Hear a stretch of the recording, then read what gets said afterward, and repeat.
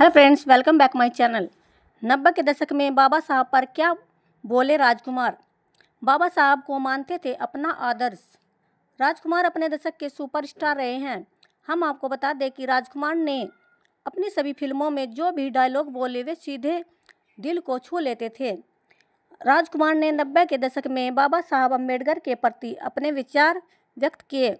उन्होंने जातिवाद के खिलाफ आवाज़ उठाई और बाबा साहब के संघर्ष को सराहा। राजकुमार का यह भाषण उनके अंतिम दिनों में था, जिसमें उन्होंने अम्बेडकर को भारतीय संविधान के जनक के रूप में मान्यता दी।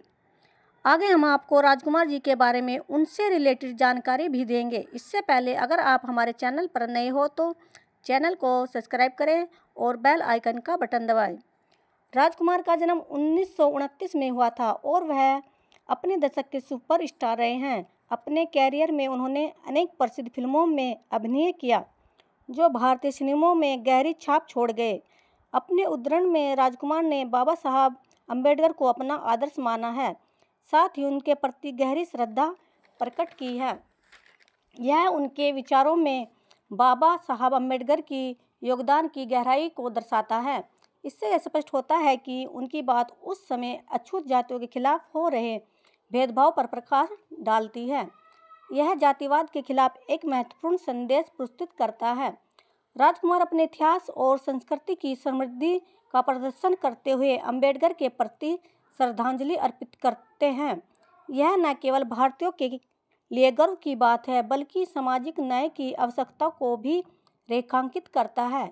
इसके अतिरिक्त बाबा साहब अम्बेडकर का योगदान केवल संविधान तक सीमित नहीं है। वह एक महान राजनीतिक सामाजिक सुधारक थे, जिन्होंने समाज में व्याप्त अन्याय के खिलाफ व्यापक संघर्ष का नेतृत्व किया।